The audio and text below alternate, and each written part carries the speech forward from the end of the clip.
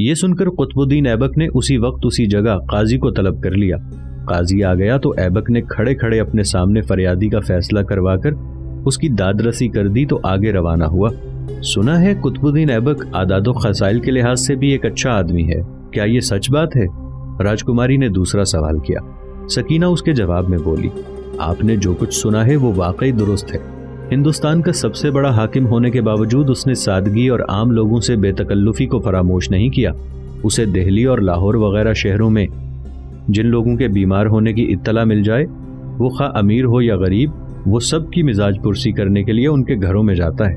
کوئی مر جائے تو اس کے جنازے کی نماز وہ خود پڑھاتا اور میت کے دفنانے میں بھی شرکت کرتا ہے۔ وہ اپنے ہر ملاقاتی سے، وہ امیر ہو یا غریب، بے تکلف ملاقات کرتا ہے اور اس تک جو شکایت پہنچ جائے وہ اس پر خود پوری توجہ کر دیتا ہے، اور انصاف کا کوئی تقاضا پورا کرنے میں کسی چھوٹے بڑے، طاقتور اور کمزور میں کوئی فرق نہیں رکھتا۔ اس کی رحم دلی کا یہ عالم ہے کہ اس کا جانی دشمن بھی اس کے پاس آ جائے تو وہ اسے خوشی سے معاف کر دیتا ہے، اور اس کی سخاوت تو یہاں تک پہنچی ہوئی ہے کہ لوگ اسے لکھ داتا کے خطاب سے یاد کرتے ہیں۔ وہ علماء و فضلاء کا بھی بڑا قدردان ہے، ان کے ساتھ بڑے ادب و احترام کے ساتھ پیش آتا ہے، اور متعدد عالموں کو تو اس نے اپنے دربار کی زینت بنا رکھا ہے اور ان پر اپنی عنایات کی مسلسل بارش کرتا رہتا ہے۔ حسن النظامی اور فخر الدین جیسے عظیم صاحب قلم اس کی سرپرستی میں عظمت کی انتہائی بلندیوں پر پہنچے ہوئے ہیں۔ وہ اپنی مملکت میں امن و امان کے قیام نیز رعایا کی فلاح و بہبود کی خاطر کوئی دقیقہ نہیں اٹھا رکھتا۔ اس نے اسلام کے مفاد کی خاطر قابل قدر خدمات سر انجام دی ہیں، اور اس کے احکامات کی تعمیل میں اسلامی اصولوں کی خوب اشاعت عمل میں لائی گئی ہے۔ اس نے ایک مسجد کی تعمیر اجمیر میں اور دوسری کی دہلی میں شروع کرا رکھی ہے۔ وہ ایک عظیم عسکری رہنما بھی ہے۔ اس نے بہت سی جنگوں میں فتوحات حاصل کی ہیں اور اسے اب تک کسی جنگ میں شکست نہیں ہوئی۔ مختصر الفاظ میں یوں سمجھ لیں کہ ملک قطب الدین ایبک ایک عظیم انسان ہے۔ اس کی ذات میں جو خوبیاں بھری ہوئی ہیں ان کا مفصل ذکر پھر کبھی کروں گی۔ یہ کہہ کر سکینہ خاموش ہو گئی تو راجکماری رتن بائی نے اس کا شکریہ ادا کیا کہ اس نے اسے بڑی معلومات فراہم کی ہیں۔ راجکماری رتن بائی کو ملک قطب الدین ایبک کے نئے دارالحکومت اندر پرست سے ملحق سردار کمال الدین سمرقندی کے قصر میں آئے پورا 1 ماہ گزر چکا ہے، اور اس مدت کے دوران 4-5 روز کے علاوہ اس کی حالت یہ رہی ہے کہ وہ سارا دن اپنے کمرے میں منہ لپیٹے پڑی رہتی ہے۔ سکینہ کے پرزور اسرار پر اگر وہ کبھی اٹھ کر ٹہلتی ہوئی پائن باغ تک جاتی بھی ہے تو کچھ دیر باغ میں گھومنے کے بعد پہلے کی طرح اداس کمرے میں چلی آتی ہے۔ اب اس کے مزاج میں نہ تو وہ پہلے کی سی شگفتگی ہے اور نہ چہرے پر وہ تازگی ہے۔ اسے سکینہ سے بہت پیار تھا۔ میرٹھ میں قیام کے دوران اس کو سکینہ کے بغیر چین نہ آتا تھا۔ وہ بڑی دلچسپی اور محبت کے ساتھ پہروں اس سے باتوں میں مصروف رہا کرتی تھی، مگر اب وہی سکینہ ہے کہ گھنٹوں اس کے قریب بیٹھی رہتی ہے، اور راجکماری اپنے خیالوں میں اس قدر کھوئی رہتی ہے کہ اسے یہ بھی معلوم نہیں ہوتا کہ اس کے قریب کون بیٹھا ہے۔ اگر سکینہ خود کوئی بات شروع کر کے اس کی توجہ اپنی طرف مبذول کراتی ہے تو وہ مجبوراً بڑی بے دلی سے 2-4 جملے کہہ کر خاموش ہو جاتی ہے اور پھر دوبارہ اس سے بیگانہ سی ہو جاتی ہے۔ راجکماری کی یہ کیفیت دیکھ کر سکینہ سخت پریشان ہے اور یہ سوچتی ہے کہ خدا نخواستہ اگر راجکماری کی یہی حالت رہی تو اس کا امکان ہے کہ وہ دیوانی ہو جائے یا پھر اپنی زندگی ہی سے محروم ہو جائے۔ سکینہ نے 12 جرت کر کے راجکماری سے اس کی پریشانی اور درماندگی کا سبب پوچھا، مگر راجکماری نے ہمیشہ یہ کہہ کر ٹال دیا کہ کوئی بات نہیں ہے، صرف یہ ہوا ہے کہ میں چونکہ نئی جگہ آئی ہوں اس لیے اداس ہوں۔ پھر تمہارے آقا سردار کمال الدین سمرقندی کا یہ قصر اندر پرست کی آبادی سے قدرے ہٹ کر الگ تھلگ جگہ واقع ہے، اس لیے مجھے یہ جگہ اجاڑ اور بے رونق سی محسوس ہوتی ہے اور میرا جی گھبرانے لگتا ہے۔ تم میری اداسی کا خیال نہ کرو، آہستہ آہستہ اس جگہ کا قیام میری اداسی کا خاتمہ کر دے گا۔ بات دراصل یہ تھی کہ اول تو راجکماری فطرتاً شرمیلی تھی، دوسرے وہ سکینہ کا بہت ادب و احترام کرتی تھی۔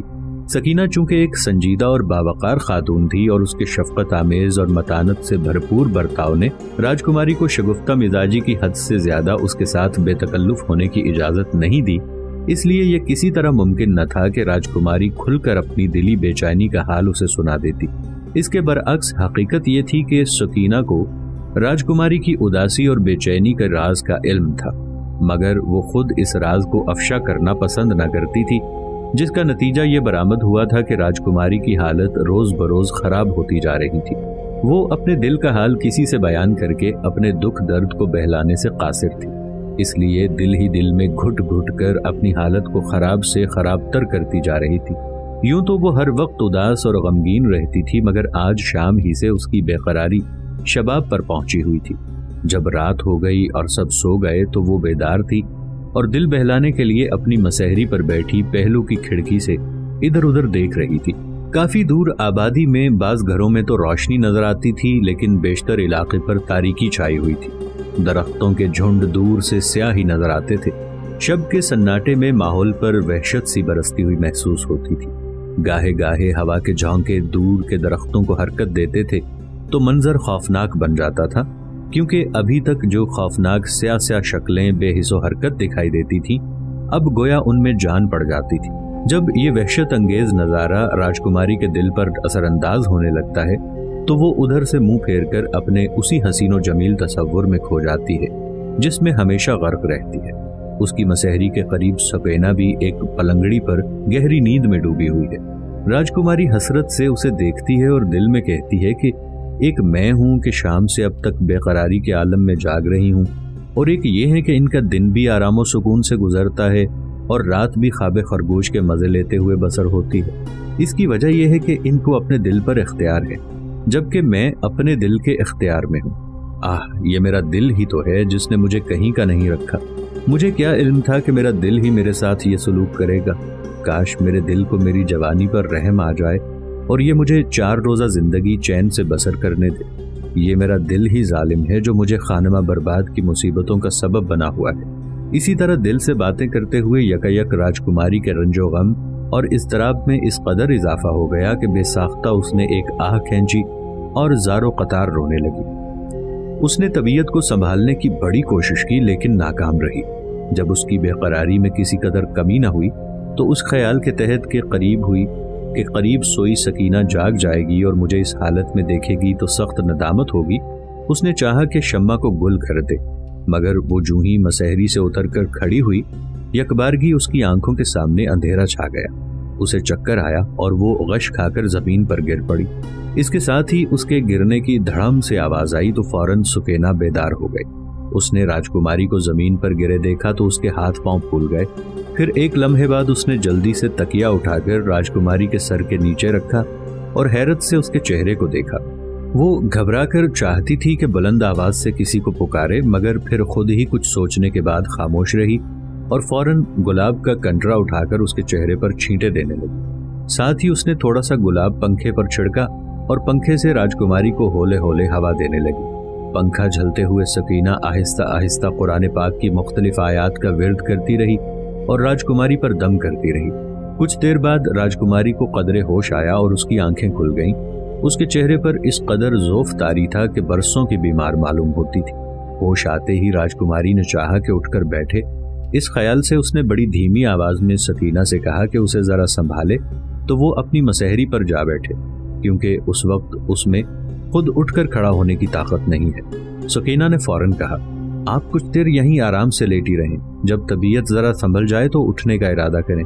راجکماری نے جواب دیا، میں چاہتی ہوں کہ مجھے کوئی اس حالت میں نہ دیکھے، اس لیے مجھے اٹھا کر میری مسحری پر پہنچا دو۔ سکینہ بولی، افسوس، صد افسوس، تمہاری دل کی لگی نے تمہیں اس درجے کو پہنچا دیا ہے، پتہ نہیں آگے کیا ہوگا۔ تمہیں یوں گھٹ گھٹ کر اپنی جان نہیں دینی چاہیے۔ میں کئی روز سے تمہاری یہ حالت دیکھ کر حیران اور پریشان ہوں کہ کیا کروں اور کیا نہ کروں۔ راجکماری نے سکینہ کے منہ سے یہ جملے سنے تو شرم سے نظریں جھکا لی، پھر ضبط نہ کر سکی اور کسی اضطراری حرکت کے تحت اٹھ کر سکینہ کے گلے سے لپٹ کر رونے لگی۔ سکینہ خود ایک رقیق القلب عورت تھی۔ راجکماری کی اس حالت سے اس کا دل بھی بھر آیا، لیکن وہ اپنے آنسوؤں کو پی کر بولی، بہن تم خود کو کیوں ہلاک کر رہی ہو؟ اپنی جوانی پر رحم کھاؤ اور اپنے دل کو سنبھالو۔ جان ہے تو جہان ہے، اس کے علاوہ میرے خیال میں تو اس قدر پریشانی اور رنج و غم کی کوئی وجہ نہیں ہے۔ دہلی میں چند روزہ قیام کے بعد جہاں تم پسند کرو گی وہیں تمہارا قیام ہوگا۔ اللہ جانے تم کن توہمات کا شکار ہو اور تم نے خامخواہ اپنی زندگی کو کیوں تلخ بنا رکھا ہے۔ بہن جس پر گزرتی ہے وہی اس سے بخوبی واقف ہوتا ہے، راجکماری نے کہا۔ اپنے دکھ درد سے صرف میں ہی واقف ہوں، آخر مجھے بھی تو پتہ چلے، سکینہ نے کہا، کہ کس بات نے میری بہن کو غمزدہ کر رکھا ہے۔ خیر میں تم پر ہی چھوڑتی ہوں، راجکماری نے کہا۔ خود ہی انصاف کرو کہ آخر مجھے یہاں دہلی میں کیوں رکھا گیا ہے؟ افسوس میں نے اپنی ناسمجھی کے تحت اپنا دلی راز ظاہر کر دیا تھا اور اپنی سادہ لوحی سے دھوکہ کھا گئی ہوں۔ نہ میں اپنی زبان سے اپنی محبت کا اظہار کرتی اور نہ کسی کی نظروں سے گر جاتی۔ اب ساری عمر اسی بے قراری کی کیفیت میں بسر ہوگی۔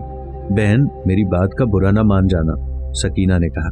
اب کسی کے ساتھ بھلائی کرنے کا زمانہ نہیں رہا۔ ذرا غور تو کرو کہ تمہاری قوم نے مسلمانوں سے بار بار بدعہدی کی ہے، نہتے پرامن مسلمان شہریوں کو قتل کیا ہے، قید میں ڈالا ہے، عورتوں اور بچوں تک کو معاف نہیں کیا۔ مگر اس کے باوجود جب تم ایک قیدی کی حیثیت سے یہاں لائی گئی تھی تو تمہاری عزت و آبرو کو کس طرح تحفظ دیا گیا؟ تمہارا ادب و احترام کیا گیا، شہزادیوں کی مانند تمہاری قدر کی گئی، تمہارے لیے راحت و سکون کے سامان فراہم کیے گئے، لونڈیوں اور غلاموں کو تمہاری خدمت کے لیے مقرر کیا گیا، حتیٰ کہ تمہیں یہ اختیار بھی دیا گیا کہ تم چاہو تو اپنے ملک و قوم میں چلی جاؤ اور پسند کرو تو یہاں رہو۔ تم اپنی پسند اور مرضی سے یہاں رہی ہو اور اب اس احسان اور ہمدردی کا یہ صلہ دے رہی ہو کہ اپنے ساتھ انتہائی شریفانہ سلوک کرنے والے کو مکار اور فریبی قرار دے رہی ہو۔ اب میں بڑے احترام کے ساتھ تم سے پوچھتی ہوں کہ تم ہی انصاف سے کہو، تمہارے ساتھ مکر و فریب کرنے کی ضرورت ہی کیا تھی؟ تم مسلمانوں کے قبضے میں تھی، تم پر انہیں اختیار حاصل تھا، ایسی صورت میں ان کو تمہیں دھوکہ دینے یا تمہاری خوشامد کرنے کی کیا ضرورت تھی؟ میری اس وقت کی سچی باتیں تمہیں بری معلوم ہوں گی، مگر میں سچ کہہ رہی ہوں کہ اس وقت تو میں تمہاری شکی طبیعت سے سخت خوفزدہ ہو گئی ہوں۔ خدا ہی بہتر جانتا ہے کہ جب تم اس قدر بدگمان ہو کہ تمہارا دل بدگمانیوں سے بھرپور ہے تو کوئی تم سے اچھی توقعات کیسے وابستہ کر سکتا ہے؟ راجکماری نے سکینہ کے گلے میں باہیں ڈال کر کہا، میری عزیز بہن، میری باتوں کا برا نہ مانو، مجھے اپنے دل پر اختیار نہیں رہا، اللہ جانے مجھے جنون ہو گیا ہے یا کیا ہوا ہے۔ مجھے بار بار یہی خیال آتا ہے کہ آخر مجھے یہاں کیوں پھینک دیا گیا ہے۔ میں لاکھ اپنے دل کو سمجھاتی ہوں مگر، سکینہ نے کہا، مجھے تمہاری خوشامد کرنی ہو تو میں یہی کہوں کہ یہ بات نہیں ہے، مگر میں دل سے تمہیں اپنی بہن مان چکی ہوں، اس لیے تمہاری خوشامد کرنے کی بجائے تمہیں سچی بات کہوں گی۔ سچی بات یہی ہے کہ جو کیفیت تمہاری ہے اس سے تو یہی ظاہر ہوتا ہے کہ تم میں جنون کے آثار پیدا ہو گئے ہیں۔ بھلا تم ہی انصاف سے بتاؤ کہ اگر کسی مصلحت کے تحت تمہیں دہلی بھیجا گیا ہے تو اس میں کیا حرج ہے؟ میرٹھ میں چونکہ زیادہ مسلمان فوج نہ تھی، اس لیے اگر تمہارے قیام کے لیے دہلی کو منتخب کیا گیا ہے تو یہ بھی تو انہی کا گھر ہے جس میں تم رہ رہی ہو۔ اگر تم یہ کہو کہ سردار کمال الدین سمرقندی تمہارے ہمراہ دہلی کیوں نہیں آئے تو مجھے خوب اچھی طرح یاد ہے کہ انہوں نے بتایا تھا کہ سلطان غازی محمد غوری غزنی سے منزلیں مارتے ہوئے دہلی تشریف لا رہے ہیں، جہاں سے ہوتے ہوئے وہ قنوج پر حملہ کریں گے۔ اس لیے ملک قطب الدین ایبک نے انہیں لاہور اس پیغام کے ساتھ بھیجا تھا کہ صوبے دار لاہور اپنی فوج کے ساتھ دہلی پہنچ جائے۔ سو سردار کمال کو لاہور جانا تھا، اس لیے وہ تمہارے ساتھ دہلی نہیں آئے۔ راجکماری نے سکینہ کی بات کاٹ کر کہا، چلو یہ تو ٹھیک ہے، لیکن آپ کے سردار کمال نے یہ کیا غضب ڈھایا کہ لاہور سے دہلی بھی آئے لیکن مجھ سے ملاقات تک نہیں کی اور پھر سلطان محمد غوری کے لشکر کے ساتھ قنوج چلے گئے؟ پھر قنوج کی فتح کے بعد انہیں دہلی واپس لوٹنا چاہیے تھا، لیکن وہ آج تک دہلی نہیں لوٹے، حالانکہ قنوج کی فتح کو کافی دن گزر چکے ہیں۔ سکینہ بولی، اچھا تو تم اس غلط فہمی میں مبتلا ہو، لو میں تمہاری غلط فہمی دور کرتی ہوں۔ بہن ہوا یہ تھا کہ سردار کمال لاہور پہنچے تو صوبے دار لاہور نے کہا کہ وہ خود 2-4 روز بعد دہلی روانہ ہو جائے گا، اس لیے سردار کمال اس کے ساتھ ہی دہلی چلیں۔ پھر جب صوبے دار لاہور ابھی تیاریوں میں ہی مصروف تھا کہ سلطان غازی محمد غوری لاہور پہنچ گئے۔ اب صوبے دار لاہور اور سردار کمال کا فرض تھا کہ سلطان محمد غوری کے ساتھ ہی دہلی روانہ ہوں۔ اس طرح سردار کمال پہلے دہلی نہ آ سکے، وہ سب سلطان کے ساتھ لاہور سے روانہ ہونے کے بعد دہلی سے 2 منزلیں پیچھے ہی تھے، تو سلطان نے سردار کمال کو اپنے ہراول دستے کا افسر بنا کر یہ حکم دیا کہ وہ دشمن کے جاسوسوں کی نظروں سے بچنے کے لیے دہلی نہ جائیں اور دہلی کے ایک طرف سے چپ چاپ گزر جائیں اور قنوج کے نواح میں چندرواڑہ میں ہوشیاری سے لشکر کفار کا جائزہ لیں۔ کچھ آدمی بھیس بدل کر ممکن ہو تو لشکر کفار میں بھی جائیں اور ساری اطلاعات کی فراہمی کے بعد سلطان غوری کو چندرواڑہ سے ایک منزل پہلے ملیں تاکہ سلطان ان اطلاعات کی روشنی میں جنگی منصوبہ بندی کرے۔ یہ وہ مجبوری تھی جس کے سبب سردار کمال کو لاہور سے دہلی آنا نصیب نہیں ہوا اور وہ سلطان محمد غوری کے حکم کی تعمیل میں سیدھے چندرواڑہ پہنچے، جہاں انہوں نے دشمن کے کمزور پہلوؤں کو اپنی آنکھوں سے دیکھا اور اپنے آدمیوں کو بھیس بدلوا کر دشمن کے لشکر میں بھیجنے کے بعد ایسی کارآمد باتیں معلوم کی جن کی سلطان غازی محمد غوری کو ضرورت تھی۔ اس کے بعد سلطانی حکم کے تحت سردار کمال سلطان غوری کو چندرواڑہ سے ایک منزل پہلے ملے اور اپنی کارگزاری پیش کی۔ اس پر سلطان نے اظہار خوشنودگی فرمایا اور سردار کمال کو اپنے ساتھ رکھا۔ حملہ قنوج کے دوران بھی سردار کمال سلطان غوری کے ہمراہ اس کے رسالے میں رہے، جہاں انہوں نے اپنی عسکری قابلیت کا شاندار مظاہرہ کیا۔ اسے سلطان محمد غوری نے بھی دیکھا اور فتح قنوج کے بعد ملک قطب الدین ایبک سے اس کا اظہار کرتے ہوئے کہا کہ وہ سردار کمال کی شایان شان قدر کریں۔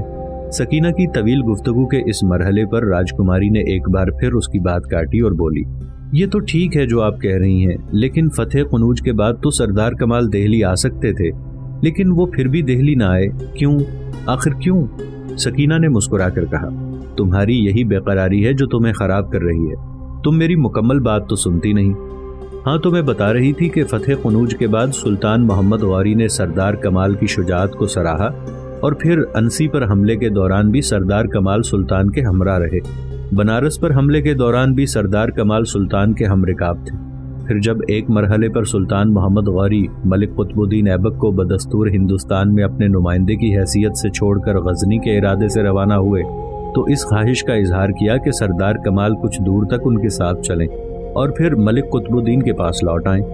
اب تازہ صورت احوال یہ ہے کہ سردار کمال سلطان محمد غوری کے حکم کی تعمیل میں ان کے ہمراہ غزنی کے راستے پر جا رہے ہیں۔ سلطان محمد غوری جب اور جہاں چاہیں گے اپنی مرضی سے سردار کمال کو واپس لوٹنے کی اجازت دیں گے۔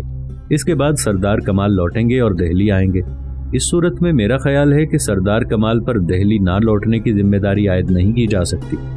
وہ صورتحال کے تقاضے کو نظر انداز نہیں کر سکتے تھے، نہ تو لاہور سے لوٹ کر چندرواڑہ کے نواح کی بجائے دہلی آ سکتے تھے اور نہ اس پر قادر تھے کہ فتح قنوج کے فوراً بعد دہلی لوٹ آتے۔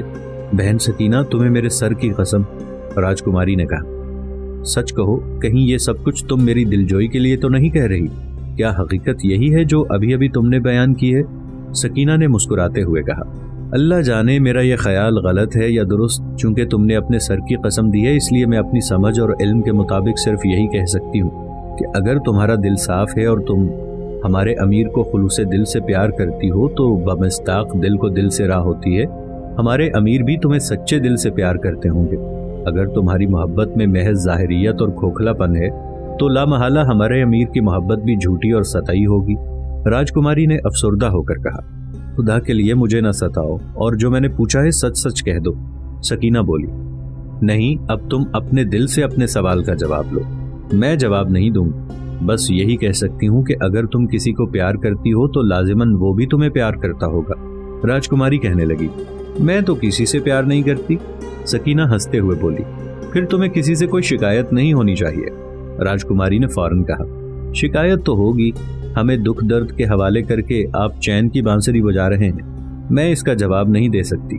سکینہ نے کہا، یہی دعا کرتی ہوں کہ تمہاری ان سے جلد ہی ملاقات ہو جائے تاکہ تم خود ان سے دل کھول کر شکایتیں کر سکو اور دیکھو کہ وہ تمہاری شکایات کے جواب میں کیا عذر پیش کرتے ہیں۔ یہی تو مشکل ہے، اب ان سے ملاقات آسان نہیں، راجکماری نے کہا، کیونکہ قسمت کے لکھے کو کوئی نہیں مٹا سکتا، ہونے والی بات ہو کر رہتی ہے۔ اور ہاں، میں یہ کیوں کہوں کہ تمہارے دانا و فرزانہ امیر خود بھی زندگی بھر افسوس کرتے رہیں گے، مگر خیر، انہوں نے میرے حق میں جو کیا اچھا ہی کیا، خدا انہیں خوش و خرم رکھے، میری تو یہی دعا ہے۔ میں تمہارے ان جملوں کا مطلب نہیں سمجھ سکی، سکینہ نے کہا، ذرا صاف صاف بتاؤ کہ بات کیا ہے، غالباً تم اسی بات سے پریشان ہو۔ راجکماری بولی، اب میرا بتانا بے سود ہوگا، جو ہوگا تم دیکھ لو گی۔ سکینہ نے کہا، تمہیں اللہ کی قسم ہے، کچھ تو بتا دو بھائی، یہ تو کوئی اور ہی بات نکلی۔ راجکماری نے آہ بھر کر کہا، بات جو کچھ بھی ہے، میں کہتی ہوں کہ تقدیر پر کسی کا بس نہیں چلتا، تقدیر میں جو لکھا ہو کر رہتا ہے۔ سکینہ نے کہا، تمہاری باتوں سے پتہ چلتا ہے کہ تم بہت مایوس ہو، کیا تم نے خدا نخواستہ دل میں کوئی دوسرا فیصلہ کر رکھا ہے؟ خدارا کہیں ایسا غضب نہ کرنا، میں قسمیہ کہتی ہوں کہ سردار کمال الدین کو تم سے سچی محبت ہے، وہ ایک سچے اور غیور نوجوان ہیں، انہوں نے تم سے جو کچھ کہا تھا 100% درست تھا۔